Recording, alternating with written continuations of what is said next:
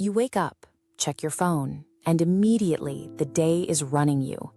Emails, deadlines, obligations, an endless sprint just to stay afloat. You are standing still, yet feeling swallowed by the noise. We treat this exhaustion as a scheduling error. We download productivity apps and block out our calendars, yet the burnout persists because the misalignment sits deeper than our planners. This is the result of identity amnesia. When we lose sight of our original design, we default to a life of constant, exhausting striving. We spend our energy trying to survive the week instead of ruling it. This orphan spirit forces a reactive life. You wait for the right conditions, manage the latest crisis, and fight for whatever scraps of time or peace the world leaves behind. Most of our baseline assumptions about handling chaos are wrong. We are trained to avoid friction and seek comfort, assuming that a lack of stress equals success. Believing your primary job is to survive your environment makes you a victim to it. True freedom requires a different mandate. The opening pages of the biblical text prioritize one specific attribute of God, his nature as a creator. Before he is revealed as a lawgiver or a judge, he is the one bringing order to the void.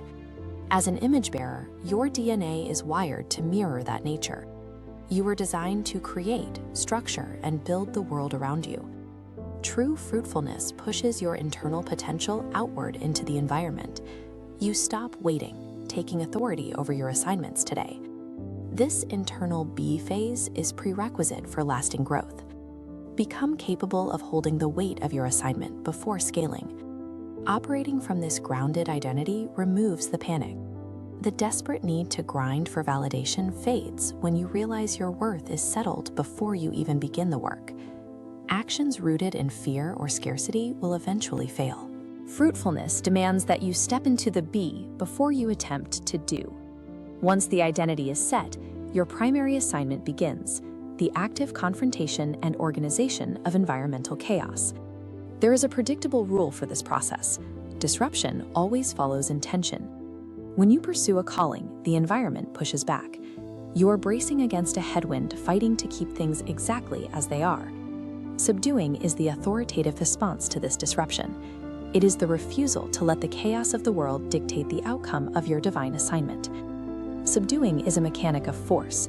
You bring raw, chaotic materials, time, energy, resources, into strict compliance with a kingdom vision. This order creates a sharp vector, cutting through the world's aimless static noise.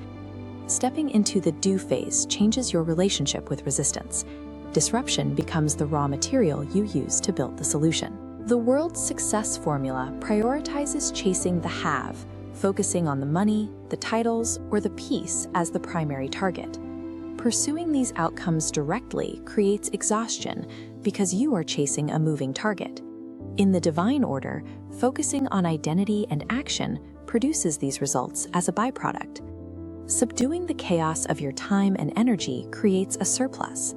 When you force your assignments into order, you build the systems that sustain provision and generate peace as a natural bonus. You must stop waiting for your external circumstances to change on their own. Stop waiting for someone else to provide the solution you were built to create. Stop allowing the chaos of your environment to dictate your internal state. You carry the DNA of the Creator. You possess the authority to bring order to the storm around you. Peace and success are the inevitable harvest of an ordered life. Remember your identity, subdue the assignment in front of you, and watch the provision follow.